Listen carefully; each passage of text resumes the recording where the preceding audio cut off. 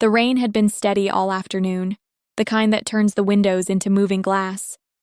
I was at the kitchen counter in the main house, drying a coffee mug I hadn't even used, just keeping my hands busy because it helped me think. The estate was quiet in a way it never used to be. No staff footsteps, no music from the sitting room, just the soft hum of the refrigerator and the occasional low roll of thunder moving across the hills. I heard the front door close, then the click of heels on stone. My sister Sloane didn't call out my name. She never did when she didn't need something. Her steps moved through the foyer like she already owned the air, like the house had been waiting for her to return and take its place back in her hands. My mother came in behind her. She paused long enough to shake the rain off her coat, then walked straight toward the library without looking around. She didn't ask how I was doing. She didn't ask if I'd slept. She didn't ask anything about the last 3 weeks, which had been a long, slow goodbye to my father. I followed them, not rushing, not dragging my feet either, just steady. The library still smelled like old paper and lemon polish. Someone had lit lilies again, too many, and the mix of floral perfume and damp wool from their coats made the room feel heavy. A man I recognized from childhood sat at the far end of the table with a leather briefcase in front of him. Mr. Hartman, the family attorney, had the same calm posture he always had. He nodded once when he saw me, and then looked down at his paperwork as if he didn't want to start the wrong kind of conversation. Sloane was already seated. She tapped a pen against the tabletop with a soft, impatient rhythm. My mother sat beside her, straight-backed, hands folded, eyes fixed on me like she'd already decided what my answer would be. Sloane slid a folder across the mahogany toward my side of the table. The folder stopped near my fingertips. "Just sign it," she said lightly, like she was asking me to approve a dinner reservation. "We're not doing a whole scene about this." I didn't touch the folder. My mother leaned forward a little. I could smell gin on her breath even from where I stood. It wasn't overpowering, just present, like a habit. "Sign the deed, Riley," she said. My name sounded clipped in her mouth. "You were always the help. You don't need this. You never did." I felt my face stay neutral, even though my chest tightened. I didn't argue with her wording. I didn't correct her. I just pulled the chair out and sat down. The pen Sloane offered was expensive, silver with a dark stone set in the cap. It looked heavy. It looked like something meant to make a person feel small. I looked at Mr. Hartman. He had been quiet the entire time, watching the room the way lawyers do when they're measuring people instead of documents. My mother's fingers tightened around the stem of her wine glass. Sloane's foot bounced once under the table. "I'm not signing anything until I understand what it is," I said evenly. Sloane exhaled through her nose like I was wasting time that belonged to her. "It's simple," she said. "Dad's gone. The estate transfers. I take over. You get a stipend. You can keep doing your little garden thing, whatever that is." "A stipend," I repeated, mostly to myself. My mother's glass touched the table with a sharp sound. "Don't start," she said. "You were a caretaker, that's all. You did what you were supposed to do." I didn't respond right away. I ran my thumb along the edge of the folder, still closed, still untouched. For a moment, the only sound was rain moving against the tall windows and the faint ticking of the mantel clock. Then I looked at Sloane. "Where were you the last 3 years?" Her eyes narrowed. "You're not doing this," she said. I kept my voice level. "I'm just asking." My mother leaned in closer. "Your sister was living her life," she said. "She wasn't hiding in this house like a paid attendant." I didn't correct her again. I didn't mention the nights I slept on the couch outside my father's room when he forgot where he was. I didn't mention the staff payroll I ran because no one else would. I didn't mention the medical bills, the medication logs, the phone calls with doctors, the tax audits. I didn't say any of that because the truth wasn't the kind of thing that changed their posture. It never had. Sloane pushed the pen across the table until it touched the folder. My mother's gaze didn't move. "Sign it," she said again, softer now, which made it worse. and stop making this difficult. I opened the folder, just enough to see the heading, Transfer of Title. I closed it again. No, I said. The word wasn't loud. It didn't need to be. It landed in the room and stayed there. Sloane's tapping stopped. My mother stared like she hadn't heard me correctly. What did you say? She asked. I met her eyes. No, I'm not signing the house over to Sloane. There was a pause, like the room was deciding what would happen next. My mother stood up so fast her chair scraped the floor. Her hand moved before I had time to shift back. The slap hit my cheek with a clean, flat sound that felt louder than it should have in such a large room. For a second, everything blurred, not from pain exactly, but from the casual certainty behind it, like she didn't see me as a person with choices. My head turned slightly with the impact. I let it. I didn't lift a hand. I didn't raise my voice. When I looked back at her, she was leaning over the table, eyes hard, breath sharp. You don't have a choice, she said. You're a guest here by my grace. Sloane watched me like she was waiting for me to break into something ugly. She always expected that. She always hoped for it. I didn't give it to them. I looked past both of them to Mr. Hartman. He hadn't flinched. He didn't look surprised. He looked tired, almost, like he'd been carrying something for a long time and had finally reached the point where it couldn't stay hidden. He opened his briefcase and took out a document that wasn't part of the folder Sloane had slid to me. It was older, the paper a little yellowed at the edges. He didn't put it in the middle of the table. He held it close to himself, as if it belonged to the truth, not to them. Then he leaned forward slightly, his voice low enough that it changed the air in the room. Riley, he said, do you know who actually funded the initial capital that built this estate? My mother froze. Sloane's eyes flicked from his hands to his face, then back to the document, and I sat there, cheek burning, hands resting calmly in my lap, realizing there was something in that briefcase that none of them expected. I didn't speak. I just waited. For a moment, nobody moved. Rain kept sliding down the tall windows in thin lines. The clock kept doing its quiet job. My mother's hand stayed hovering near the back of her chair like she was deciding whether to sit or keep standing as a threat. Mr. Hartman held the old document like it had weight beyond paper. Sloane tried to speak first. It came out sharp, a little too fast. What are you talking about? Mr. Hartman didn't answer her immediately. He set the document down on the table, but closer to his side than theirs, and placed his palm lightly over the top page like a bookmark. He looked at me. Not at my mother. Not at Sloane. At me. You've been the one here, he said quietly. So I'm going to ask you, and only you. Did Arthur ever tell you anything about the early years, before this house, before the shipping contracts, before the public story? I kept my eyes on the document, then lifted them to his face. Not much, I said. He told me pieces, usually late at night, usually when he couldn't sleep. My mother made a small sound, like a scoff caught in her throat. She didn't interrupt, but she wanted to. Mr. Hartman nodded once, as if that answer fit a pattern. Sloane leaned back in her chair, trying to look bored again. It didn't land the way she wanted. Her fingers had gone still. What does this have to do with the deed? She asked. I didn't speak yet. The sting on my cheek had settled into a dull heat. It wasn't the worst pain I'd ever felt in that house. It just reminded me, in a very clean way, what they thought they were allowed to do. Mr. Hartman opened his briefcase again and pulled out a thinner folder. Not new. Not old enough to fall apart, but handled. Real.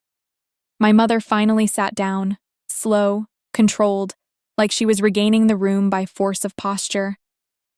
This is unnecessary, she said. We're here to finalize paperwork. Mr. Hartman's tone stayed polite. This is paperwork? Then he looked back at me. Riley, how old were you when Arthur started getting sick? I didn't have to think. 68? That's when the forgetfulness got obvious. Sloane rolled her eyes. We're not doing a medical timeline. But Mr. Hartman kept going. And how long were you here full-time? I answered the same way I would answer a bank teller. Since I was 21, I moved back after college. I stayed. My mother's lips pressed together. She stared at the tabletop as if there might be a crack in it worth studying. Mr. Hartman set a small notebook beside the folder. It looked like a simple legal pad, but I recognized the kind of careful order in the way he placed it, like he'd rehearsed the sequence. I want to be clear, he said. This isn't about feelings. It's about ownership and authority. Sloane's voice softened in a way that always meant she was trying to control a room. Fine, then explain it. Mr. Hartman didn't look at her. I will. But first, I need the context on record. He turned slightly toward my mother. Mrs. Bennett, you've said for years that this estate is the Bennett legacy, that the wealth came from your father-in-law's firm. My mother lifted her chin. Because it did. Mr. Hartman didn't argue yet. He only nodded, like he was letting her finish her sentence fully, even if it wasn't accurate. Then he faced Sloane. And you believe that too? Sloane shrugged. It's not a belief, it's known. Mr. Hartman let the silence sit for a beat. Not dramatic, just enough to make the air feel a little tighter. Then he spoke again, calm. Arthur's father's firm filed for bankruptcy in the mid-90s. The public documents are clear. I have them in my office, and I can have certified copies delivered here tomorrow morning if necessary. My mother's eyes snapped to him. That's irrelevant. Sloane leaned forward. No, it's not. What are you saying? That Dad lied? Mr. Hartman's gaze returned to me. Did Arthur ever talk about your birth mother? The room shifted. My mother's expression didn't change much, but her shoulders did. A small stiffening, like someone had touched a bruise. Sloane blinked, then laughed once, quickly, like she could dismiss it with sound. We're really doing this? She died. That's the story. I kept my hands still on my lap. That's what I was told, I said. I didn't have anything else. Mr. Hartman nodded, like he expected that answer too. I met your father's first wife, he said to me. I was a junior associate then. I carried files for the partner who handled the early trust work. Sloane's face hardened. First wife? Dad didn't have a first wife. My mother's voice cut in. He was young. There were mistakes. None of it matters now. Mr. Hartman didn't react to the word mistakes. He just reached into the thinner folder and pulled out a copy of a marriage certificate. He didn't slide it across the table. He held it up long enough for Sloane to see the names. I watched my sister's eyes track it, slow, like her mind was forcing itself to read. I didn't lean forward. I didn't reach for it. I kept my breathing steady. My mother's gaze stayed fixed on the paper. Her mouth opened slightly, then closed again. Not denial. Something closer to calculation. Sloane's voice came quieter. This isn't real. Mr. Hartman set the certificate down near his side and flipped to another page. This is her trust, he said. Your father's first wife established it before she passed. The initial funding was substantial, enough to rebuild after the bankruptcy and to buy land when prices were low. My mother's fingers tightened on her wine glass. The glass didn't move, but her grip did. Sloane shook her head once, almost impatient with herself for listening. Even if that's true, what does it have to do with Riley? Mr. Hartman didn't answer right away. He pulled out a single page with typed text and a few handwritten notes in the margin. He pointed to one line with the capped end of his pen. This is the clause, he said. The trust distributes fully to the direct bloodline of the settler. My throat went a little dry. I swallowed once, quietly. Sloane stared at the page, then looked at my mother like she expected her to correct it. My mother didn't. My mother's silence was small, but it was the first time in my life I felt it as information. Mr. Hartman looked at me again. His voice didn't soften. It stayed factual. "Riley," he said, "Arthur's first wife was your biological mother." The words didn't hit like a punch. They landed like something heavy being set down carefully. For a second, I felt the room's temperature more than my emotions. The library was warm from the heating vents, but my skin felt cold, like the air had gotten sharper. I didn't cry. I didn't gasp. I didn't ask him to repeat it. I just sat there and let my mind sort through 20 years of assumptions, all stacked neatly like books on a shelf, and felt one of the shelves tilt.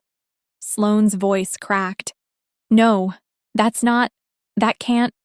My mother finally spoke, very controlled. "You're trying to confuse things." Mr. Hartman shook his head. "I'm clarifying them." Then he reached back into the folder and pulled out one more item, this one thicker, with a seal stamp on the corner. He placed it down slowly, like it deserved respect. "This," he said, "is the deed history." My eyes dropped to it. I didn't touch it yet. I watched the seal and the typed lines and the dates printed in clean legal format. And I realized there was a reason they wanted my signature so badly. I stayed still, then finally lifted my gaze to Mr. Hartman. "Show me what you're seeing," I said. He nodded once, opened the document to a marked page, and turned it so it faced me. Then I read the first line, and I stopped breathing for half a second, not from shock, but from recognition that something in this house had been decided years ago, without any of them telling me. I kept reading in silence. The print was clean and formal, the kind of language that doesn't care how people feel. I read slowly, not because I couldn't understand it, but because I didn't want to miss anything that mattered. Mr. Hartman didn't talk while I read. He let the paper do the work. Sloane shifted in her chair. I could hear the faint slide of silk against leather, the tiny signs of impatience she tried to hide. My mother stayed very still. The only movement from her was the subtle rise and fall of her breathing. The deed history listed transfers, dates, recordings, and a final notation that stood out because it was recent. A change had been filed years ago, with a contingency. The wording was precise. Ownership vested on my 21st birthday. Full control activated after my father's death. My name was there, typed as if it had always belonged. Not caretaker, not dependent, not beneficiary. Owner. I felt my fingers loosen against my lap. I hadn't realized I'd been holding tension there. I wasn't shaking. I wasn't floating. It was something simpler than emotion. It was clarity. I looked up at Mr. Hartman. "So, I don't need to sign anything." He answered in the same calm tone he'd used all night. "Correct." Sloane made a noise like she was about to laugh again, but it didn't come out right. "That's not how this works," she said. "If she owned it, why didn't we know?" Mr. Hartman turned a page in his own folder. "Because Arthur didn't want you to know." My mother's voice went quiet, sharp. "Don't put words in his mouth." Mr. Hartman didn't argue. He simply flipped the page and slid a copy of a notarized letter toward the center of the table. Still not close enough for them to snatch. Close enough for them to see. The letter wasn't long. I recognized my father's handwriting in the margin. He used to write like that when his hands still worked well, small and steady, each letter deliberate. Sloane leaned forward, eyes scanning, her mouth slightly open. My mother stayed seated, but her posture changed. She was no longer leaning in. She was bracing. Mr. Hartman spoke to the room, but the words were aimed at my mother and sister. Arthur wanted Riley protected while he was alive. He expected pressure. He expected exactly what's happening tonight. Sloane shook her head hard. He wouldn't. He wouldn't cut us out. Mr. Hartman's reply was immediate, not cruel, just firm. He didn't cut you out. He limited you. My mother finally stood again, slower this time, like she'd learned the room wasn't hers to command anymore. "This is ridiculous," she said. "She has no idea what she's reading." I spoke before Mr. Hartman could. My voice stayed steady. I know what I'm reading. The sentence didn't carry anger. It didn't need to. It carried the simple fact that I'd spent 3 years reading medical charts, bank statements, payroll reports, tax letters, and insurance policies, usually at 2 in the morning.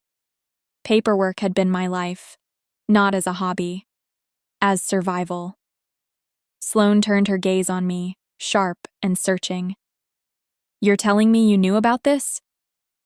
I didn't answer the accusation directly because it wasn't worth the drama. I'm telling you I'm looking at it now. Mr. Hartman slid another document toward me, this one with printed account summaries and a list of trust-funded assets. I didn't take it yet. I watched my mother instead. Her face had gone pale around the edges. She looked at the table, then at Mr. Hartman, then at me, like she was trying to calculate a way to reverse time. When she spoke, her voice softened in a way that didn't match the rest of the night. Riley, she said, and for the first time in years, she used my name like it mattered. Honey, we can talk about this privately. I didn't respond to the tone change. I watched the timing of it. That was the point. Sloane's expression tightened. Don't do that, she snapped at our mother, then turned back to me. This is a trick. That lawyer is setting you up.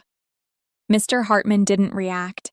He only said, everything here is verifiable. Then he looked at me. If you want confirmation beyond my word, we can have the county clerk send certified copies in the morning. The trust administrator can also confirm the activation timeline. I nodded once, small. My mother interrupted, voice rising just enough to be noticed. This is our home. I didn't debate the word our. I let it pass and answered the actual situation. It was Dad's home, I said, and I kept it running. Sloane scoffed. You kept it running because someone had to. That doesn't make you. I didn't let her finish. I still didn't raise my voice. You're right, I said. Work doesn't create ownership by itself. Documents do. That landed. Sloane stopped talking. Not because she agreed, but because she didn't have a clean rebuttal. Mr. Hartman slid the account summary closer to me. These are the trust-funded allowances, he said. Credit cards, vehicles, monthly transfers, maintenance budgets, everything that has been paid through the trust. I took the page and scanned it. Numbers, dates, transfer notes, vendor lines, receipts attached. There it was, a pattern I recognized instantly. Sloane's consulting expense reimbursements, my mother's travel charges, the steady withdrawals that had never matched any household need. I didn't react outwardly. I didn't even look at them yet. I just turned the page. A second sheet listed property registrations. The cars were titled to the estate. The condo in the city was not. My eyes paused on a line item that didn't belong. A temporary emergency transfer from last year, marked as family support, with a destination account number partially masked. I had seen that before. Not tonight. Months ago, I lifted my gaze to Sloane, still calm. When did you buy your condo? I asked. Her eyes narrowed. What? I'm asking a simple question, I said. When did you close on it? My mother's voice cut in. Stop interrogating her. I didn't move my eyes from Sloane. I'm not interrogating. I'm confirming. Sloane looked away first. It was a small tell, but it was there. Then she leaned back and tried to regain the upper hand with a familiar insult. You're acting like you're in charge now, she said. But you're not built for this. You're the quiet one. I nodded once, like I'd heard the label 1,000 times. I am quiet, I said. That's why I notice things. I turned the account summary slightly so Mr. Hartman could see where my finger rested. This transfer, I said. Last year, the emergency fund, I was the one reconciling it. Mr. Hartman's eyes flicked down. He didn't smile, but something in his face settled, like he'd expected me to catch it. Sloane's voice sharpened. That's not relevant. It is, Mr. Hartman said, because the moment Riley assumes active trusteeship, She assumes fiduciary responsibility. She also gains the authority to freeze distributions and review prior activity. My mother's hands tightened into fists at her sides. You're turning this into a threat. I spoke gently but clearly. It's not a threat. It's a process. The room went quiet again, but the silence was different now. It wasn't them trying to control me. It was them realizing I wasn't going to be moved by tone or history. Mr. Hartman closed the folder in front of him and looked at me.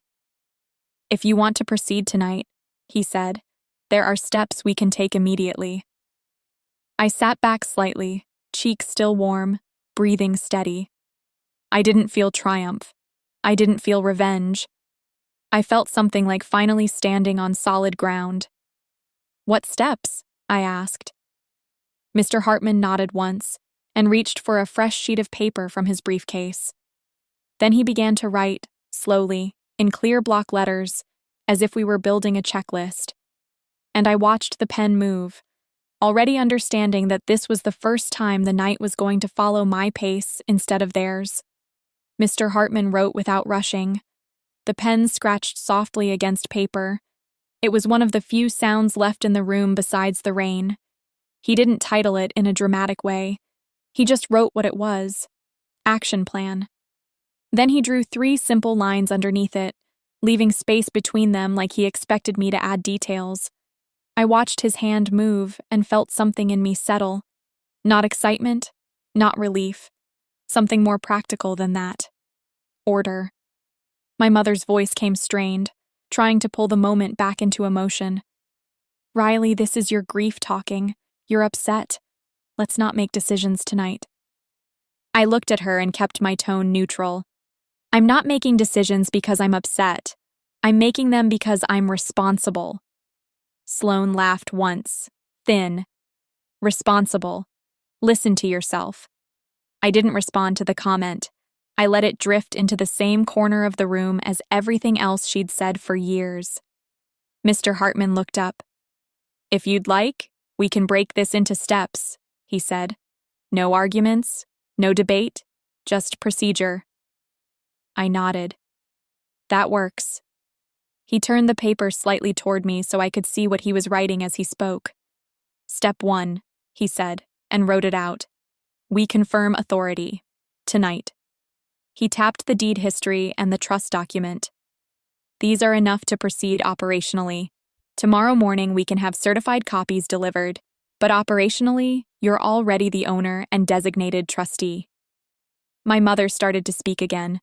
Mr. Hartman held up one hand. Not rude, just final. Step 2, he continued, writing. We secure the assets. Sloane leaned forward. You can't just... Mr. Hartman didn't look at her. Yes, she can. Trust-funded distributions can be paused pending review. That includes credit cards, allowance transfers, and vehicle use if they are titled to the estate. My mother's eyes widened. You would freeze my accounts? I spoke calmly, like I was answering a question about a thermostat. Not your accounts, the estate-funded accounts. There's a difference. The silence after that was short. My mother swallowed, and I heard it. A small sound, but it told me how nervous she was. Mr. Hartman moved to the next line. Step 3, he said, writing again. We define residency. He looked up at me. As owner, you can issue formal notice for residents to vacate. It has to be done cleanly, in writing, with a timeline. We can keep it simple. Sloane's voice rose. This is insane. We live here. I didn't argue with her wording either. I asked a practical question instead. Is there any lease? Any agreement? Anything signed? Sloane stared at me. My mother looked away. Mr. Hartman answered. There is no lease on file. They've been residing here by Arthur's permission. Arthur is gone. My mother's face tightened. So you're just going to throw us out? I didn't move. I didn't soften. I didn't harden. I'm going to set boundaries, I said, and I'm going to do it in writing. Sloane's eyes narrowed. You're enjoying this. I shook my head once, small. No, I'm cleaning up. That was the only way it felt accurate. Mr. Hartman looked at me again. If you want to act tonight, we can. I glanced at the mantel clock. The hands moved steadily, indifferent. I didn't feel a rush. I didn't feel like I needed to punish them. I wanted control back in the simplest form possible.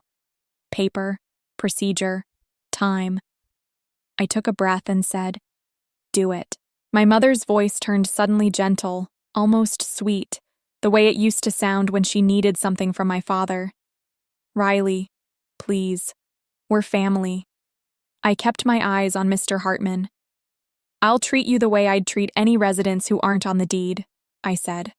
With notice, with clarity. Sloane pushed her chair back a few inches, legs tense like she might stand. "You can't freeze my cards. Those are mine." Mr. Hartman opened the folder again and answered without emotion. "They are issued under the trust. The trust administrator can suspend them. Tonight." Sloane looked at my mother. My mother looked at me like she expected me to blink. I didn't. Mr. Hartman took out his phone. He didn't do it dramatically. He didn't announce who he was calling like a scene. He simply said, "I'm going to call the trust administrator's after-hours line. They have one." My mother's voice sharpened. "At this hour?" Mr. Hartman nodded slightly. "Because there's a risk of rapid spending once they realize what's changed." Sloane flared. "That's an accusation." Mr. Hartman's tone stayed flat. "It's a precaution." He stepped a few feet away from the table, not leaving the room, just turning slightly toward the window as he dialed. The library's light reflected off the glass, making his outline faintly doubled. I stayed seated. I kept my hands on the table now, fingers relaxed. My mother paced a step, then stopped. Her heels made a soft, impatient click. Sloane stood up fully. "Riley, stop this. You're making a mistake." I looked at her. "You came in here tonight to make me sign away what isn't yours," I said. "I'm not the one who started this." Sloane's mouth opened, then closed again. She didn't have a clean response that didn't sound like what it was. Mr. Hartman spoke quietly into the phone. I couldn't hear the other side. I only caught pieces of his words. "Trust number, yes. Death certificate filed. I'm in the residence now. Beneficiary is present. Yes, she's confirming. I need immediate suspension on trust-issued cards and temporary pause on discretionary distributions. Pending review." My mother stopped pacing. Her face went still. Sloane stared at Mr. Hartman, then at me, like she couldn't decide which one of us she hated more. I didn't stare back. I let her look. I kept my breathing even. Then Mr. Hartman turned slightly so I could see him and held the phone out. "They need verbal confirmation from you," he said.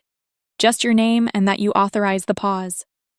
I stood up slowly, not to show power, just to move. I took the phone and held it to my ear. The voice on the line was professional, calm. It sounded like someone who had taken many calls like this. "Ma'am, can you confirm your full name and that you authorize a temporary suspension on trust-funded discretionary distributions and credit cards, effective immediately?" I answered clearly. "My name is Riley Mercer. I authorize the suspension, effective immediately." There was a brief pause as the person typed. "Confirmed," the voice said. "The pause is now active. You'll receive written confirmation by email within the hour." "Thank you," I said, and handed the phone back to Mr. Hartman. Sloane's face changed when she realized it had already happened. My mother's eyes shifted quickly, like she was calculating what bills might hit tonight and what might fail. Mr. Hartman ended the call and set his phone down. Then he picked up the action plan sheet again and drew a small check mark beside step 2. He looked at me. "Next is notice," he said. I nodded. 24 hours, I said, almost without thinking, because the number felt right. Not theatrical, just clean. Sloane let out a short, incredulous breath. 24 hours to do what? I looked at her and kept it simple. To pack what you actually own, My mother's voice shook. You can't be serious. I didn't raise my voice to match hers. I am, I said. Mr. Hartman pulled a blank notice template from his folder, the kind used for formal residence termination. He slid it toward me with a pen that was plain, not expensive. This is where we keep it clean, he said. No speeches, no accusations, just facts, date, time, deadline. I sat back down and looked at the blank lines. The paper was quiet. It didn't care about family titles. It didn't care about old habits. It only cared what could be enforced. I placed the pen tip against the first line and paused. Not because I doubted the decision, because I wanted every word to be precise. Then I started to write. The pen moved slowly across the page. I wrote the date first, then the time, then the address, exactly as it appeared on the deed. I didn't use nicknames for the house. I didn't write home. I wrote what it was in legal terms because that's what the notice needed. Mr. Hartman watched without hovering. He only corrected small technical things when necessary. My mother stood behind Sloane's chair now, one hand resting on the back like she needed a physical anchor. Sloane stayed standing, arms crossed, her jaw tight. Neither of them spoke while I wrote the first draft. That silence wasn't respect. It was disbelief. When I finished, I slid the paper across to Mr. Hartman. He read it once, then nodded. That's clear, he said. No extra, no emotion. Good. Sloane leaned forward. Let me see that. Mr. Hartman didn't hand it to her. He turned it slightly so she could read it from where she stood, but kept his fingers on the edge. Sloane's eyes tracked the lines. Her face tightened with each sentence. My mother's voice came soft, shaky. Riley, you don't have to do this. We can talk tomorrow, in the morning, when you've calmed down. I looked at her. I'm calm, I said. Sloane let out a short laugh that sounded more like frustration than humor. So what? You're going to kick us out like strangers? I didn't answer the like strangers part. I answered the actual question. I'm giving you notice, I said. That's what this is. My mother's hand lifted slightly, palm open toward me in a gesture that could have been pleading if it hadn't come from her. After everything I've done for you? I didn't let her finish that sentence. Not harshly, just cleanly. You didn't do things for me, I said. You did them around me. Her face changed, sharp for a moment, like she'd been cut. Then she tried to recover quickly. That's not fair, she said. I nodded once. It's accurate. Sloane slammed her palm lightly against the table, not loud enough to be dramatic, but enough to show she was losing control. This is because you're bitter, she said. You want to punish us. I shook my head. No. This is because you came here tonight to take something you didn't own. Sloane's eyes flashed. You didn't own it either. You were just the nurse. Mr. Hartman spoke, firm but restrained. That isn't correct. Sloane swung toward him. Stay out of this. Mr. Hartman didn't move. I'm in this because I'm the attorney of record, and because you requested a deed transfer under false assumptions. My mother's voice rose a little. False assumptions? We are his family. Mr. Hartman nodded politely. You are his widow and his daughter, he said. But the trust and the deed are separate instruments. The law doesn't follow family titles. It follows documents. Sloane turned back to me. Her voice dropped, more dangerous because it was quieter. You don't know what you're doing. You'll ruin everything. The social circle, the business relationships. You can't run this. I held her gaze, steady. I've been running it, I said, just not publicly. She scoffed. Changing diapers and paying bills isn't running an estate. I didn't react to the insult. I just reached to the side and picked up the trust account summary Mr. Hartman had handed me earlier. I tapped it gently once, like a bookmark. I've been tracking expenses for years, I said. I know exactly where the money goes. Sloane's mouth tightened. You don't have proof of anything. I didn't say I had proof. I didn't threaten her with it. I simply stated a fact that mattered.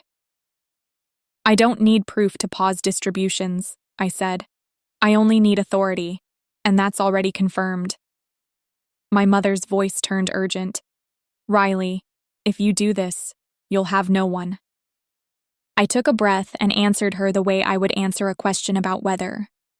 I already had no one, I said. I just didn't say it out loud. The room went quiet again. Sloane shifted her weight, looking around like she wanted the house itself to contradict me, like she expected the walls to take her side. My mother's eyes glistened, but not in a soft way. It looked like anger held under a lid.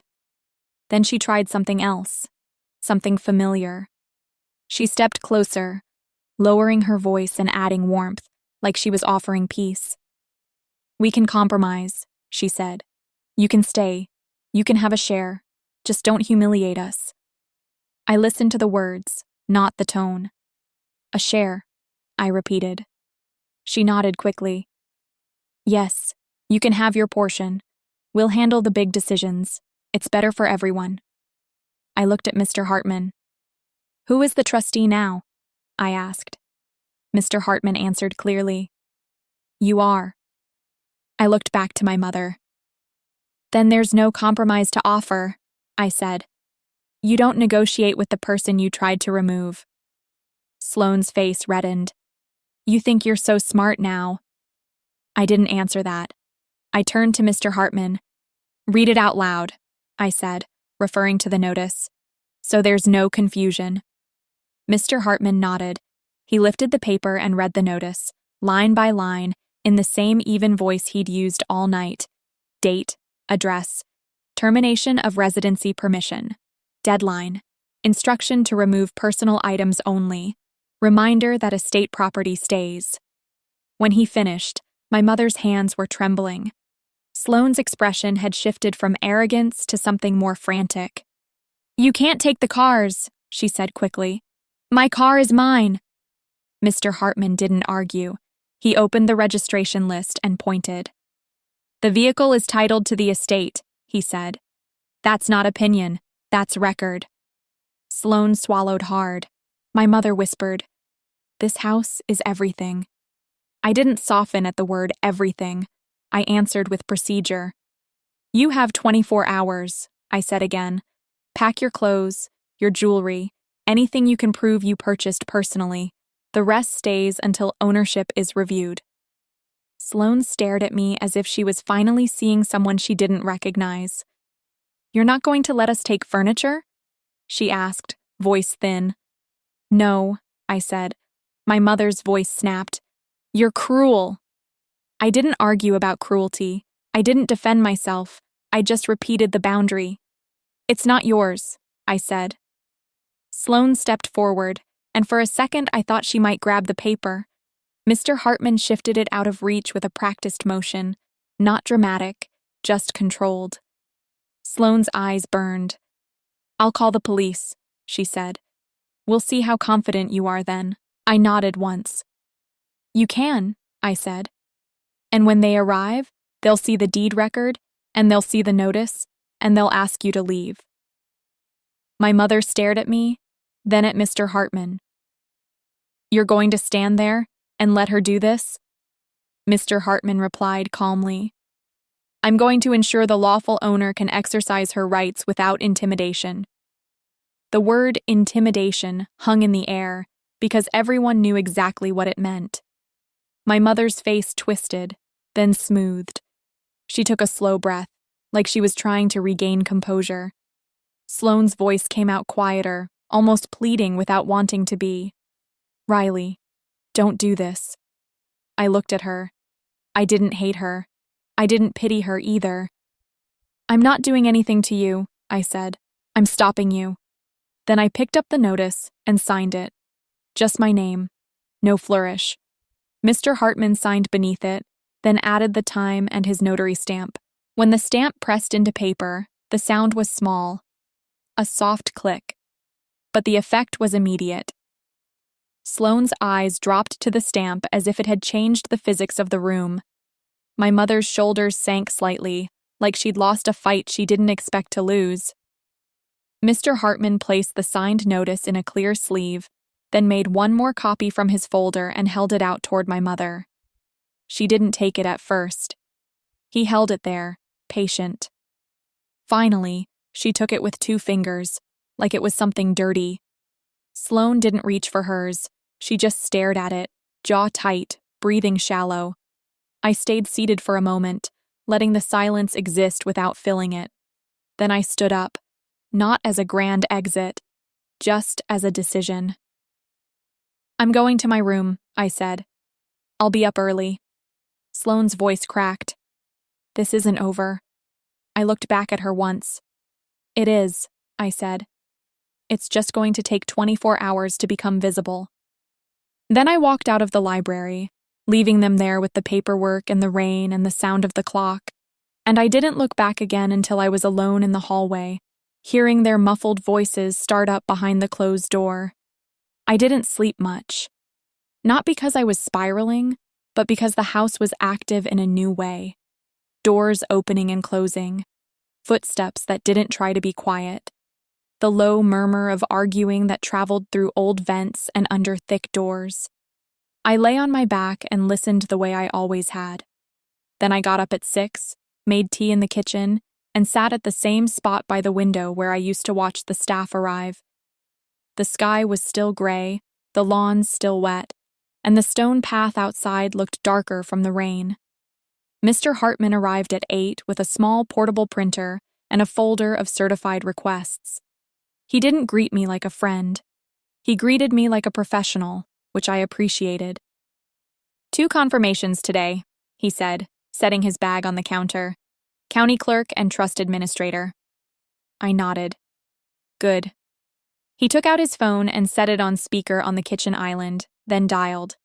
I didn't call my mother or Sloane. I didn't warn them. Procedure didn't require warning. The trust administrator answered on the second ring, a calm voice, same as the night before. Mr. Hartman introduced himself, gave the trust number, and asked for confirmation of the suspension and the trustee activation. The administrator asked for my voice again.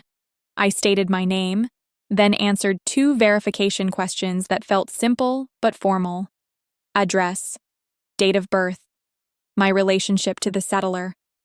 Then the administrator spoke in clean, technical language. "Trustee activation is confirmed," she said. "Discretionary distributions remain paused. Trust-issued cards are frozen. Vehicle access tied to the estate remains subject to trustee authorization. A full account statement will be delivered by secure email within 2 hours." "Thank you," I said. When the call ended, Mr. Hartman wrote the time down on his legal pad, then placed a printed confirmation letter on top of the folder. That was the first piece of third-party confirmation. At 9:30, we drove into town. I didn't take one of the cars titled to the estate. I took my old sedan that I'd bought myself years ago, the one they used to make comments about because it wasn't expensive. It still started every time. It still did its job.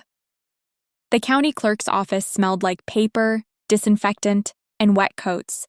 People stood in line holding folders, keeping to themselves. It felt normal, which helped. It reminded me that what was happening in my house was not the center of the world. We requested certified copies of the deed history and the vesting record. The clerk took our forms, checked the ID, and disappeared behind a door.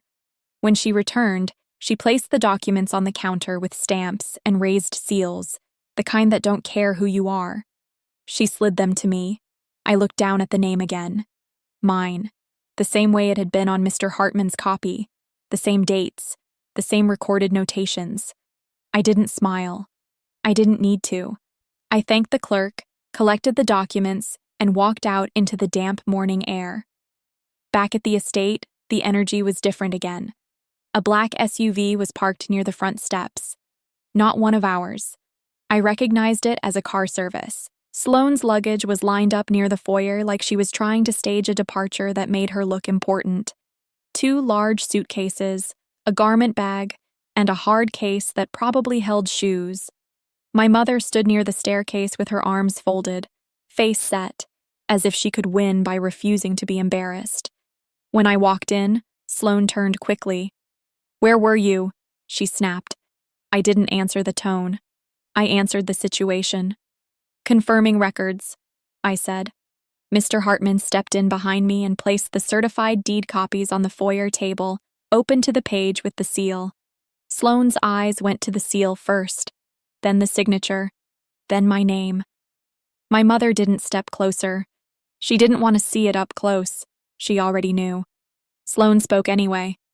"This is still wrong. Dad wouldn't do this."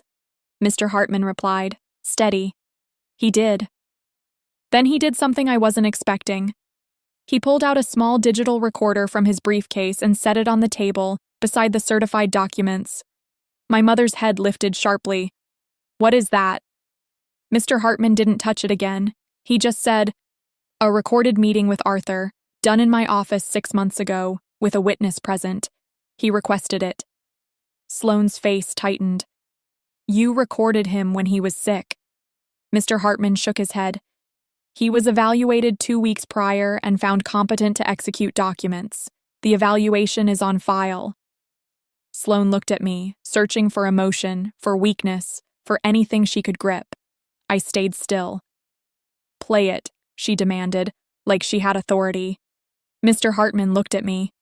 "It's your choice." I thought for a moment. Not long. "Play it," I said. He pressed a button. My father's voice filled the foyer. Older, slower than I remembered from his best years, but clear. It wasn't a dramatic recording. It sounded like a man who had made a careful decision and wanted it to survive people who didn't respect him. He spoke about the trust. He spoke about his first wife, my mother. He spoke about why he kept it private. He spoke about the pressure he expected after his death. And then he said my name. Not caretaker, not helper. My daughter.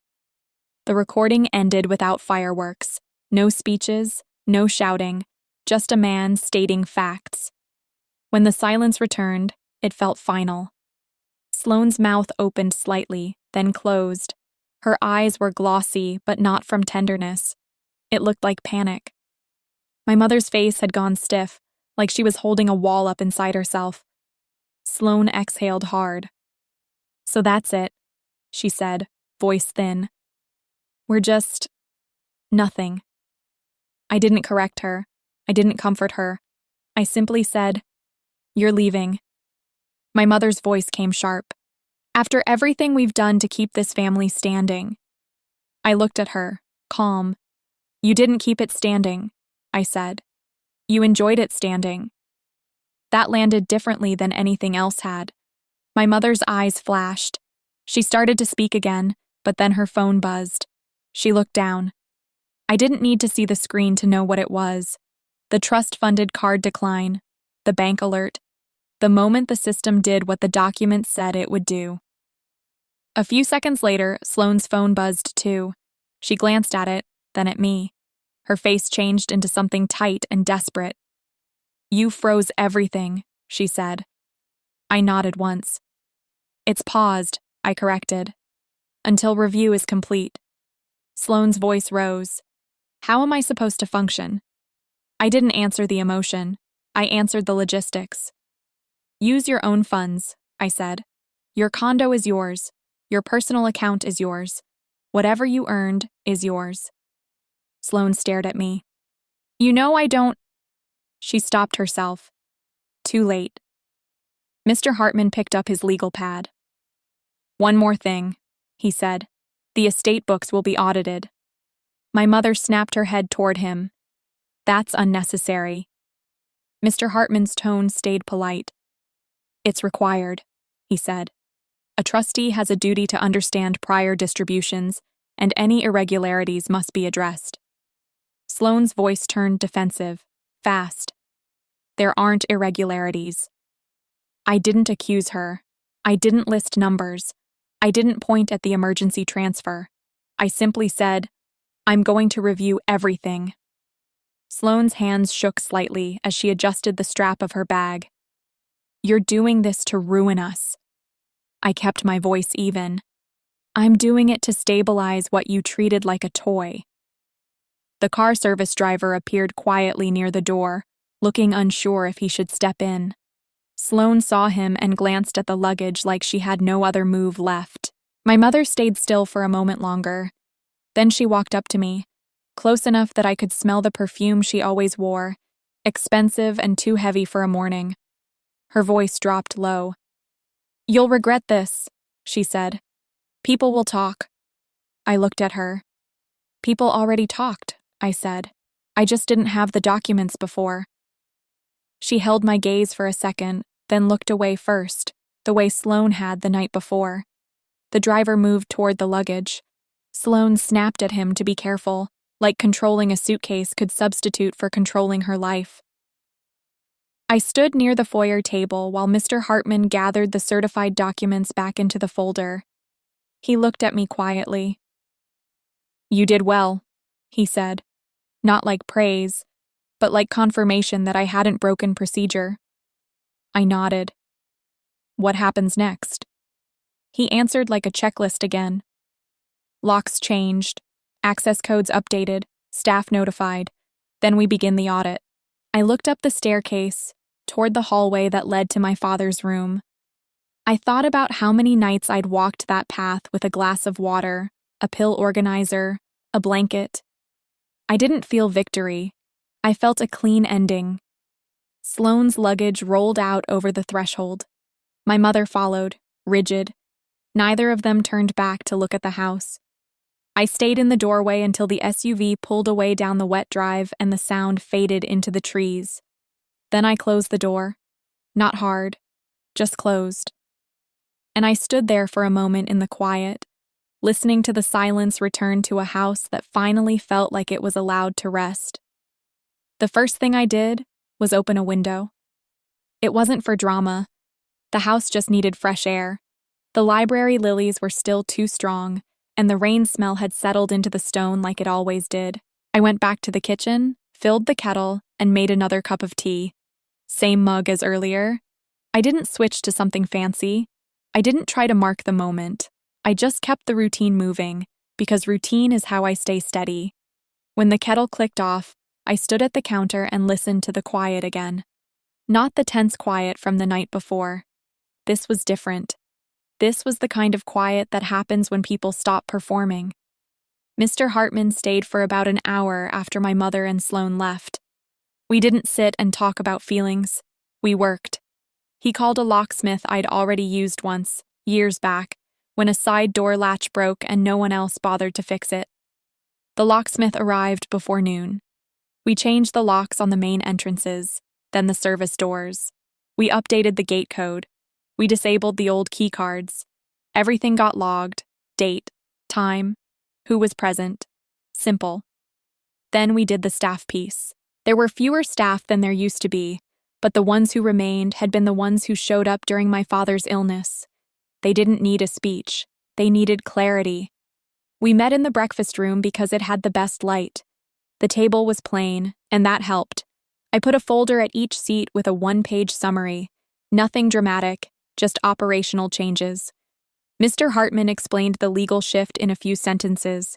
He didn't read the whole trust. He didn't need to. He said who the legal owner was, who the trustee was, and what that meant for payroll, vendor payments, and access to the property. Then he stopped talking. I took over. I kept it short. Pay schedules stay the same, I said.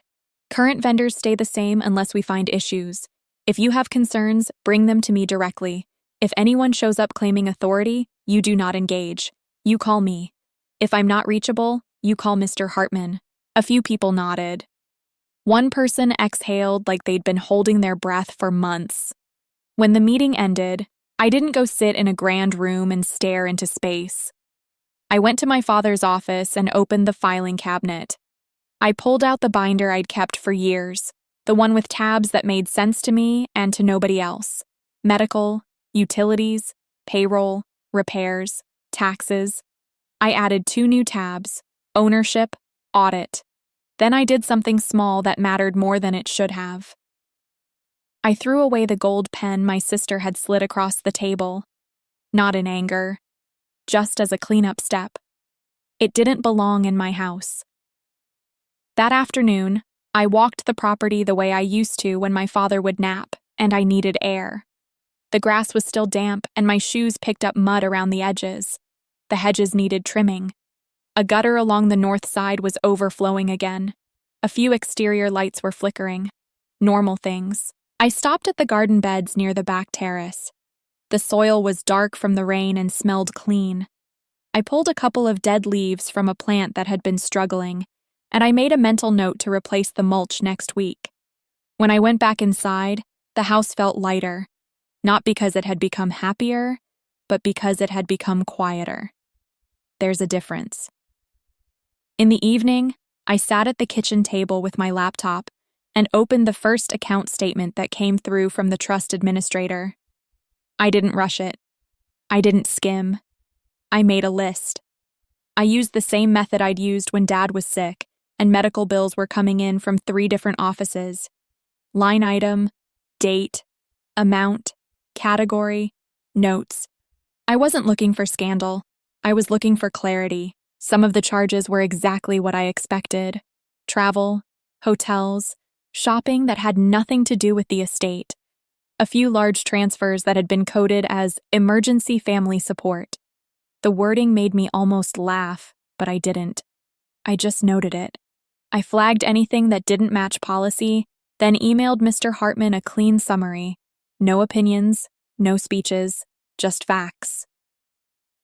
When I closed the laptop, it was late. I rinsed my tea mug, set it in the drying rack, and wiped down the counter. My hands knew the movements. That helped. The house didn't need me to be dramatic. It needed me to be consistent. Before bed, I walked up to my father's room and stood in the doorway for a moment. The bed had been remade earlier. The lamp was off. The air smelled like linen and faint wood polish. I didn't go in and relive anything. I just stood there and let the quiet hold its place. Then I went to my room and put my phone face down. The next morning, I got a call I didn't expect. It was Marisol, a woman I'd known for years. She worked as an office manager for a small law firm in a nearby city. She'd helped me once, quietly, when I needed to find a specialist for my father and didn't want my mother involved. Her voice was low, careful. "Riley," she said, "I heard what happened. Word traveled fast." "I figured it would," I said. She paused. "I'm calling because there's a client situation at my firm. Not you, someone else. Similar shape. A family trying to push a signature through while someone's grieving. The person they're pressuring is quiet too." I leaned back in my chair and looked out the kitchen window at the wet lawn. "What do they need?" I asked. "Mostly," she said, "they need someone to tell them to slow down and get documents in front of them before they sign anything." I nodded, even though she couldn't see it. "Tell them that," I said, "and tell them to ask for certified copies, not summaries, not promises, copies." Marisol exhaled. "I will." When the call ended, I didn't feel like a hero. I didn't feel like I'd won something. I felt something simpler. I felt like I finally understood what quiet can do when it's paired with paper and patience. That day, I made a list of repairs the estate needed and scheduled them. I updated vendor contacts. I set new routines. I sorted my father's files into what needed to be kept and what could be archived. It wasn't romantic, it was steady. And for the first time in a long time, steady felt like enough. If you've been listening and you've lived through anything even remotely like this, the one thing I'll say is this: don't let anyone rush you into signing away your own life. Slow down. Ask for records. Read them. If you need support, get a third party who can stay calm when other people cannot. Thanks for spending this time with me. If this story held your attention, please like the video and subscribe. It helps the channel, and it lets more people find a quiet place to listen. Also, tell me in the comments what city you're watching from and what time it is for you right now. I always like seeing how far these stories travel. And stay close. 2 popular stories will appear next. and I think you'll enjoy them if you like calm, real-life situations where truth comes out through facts, not shouting.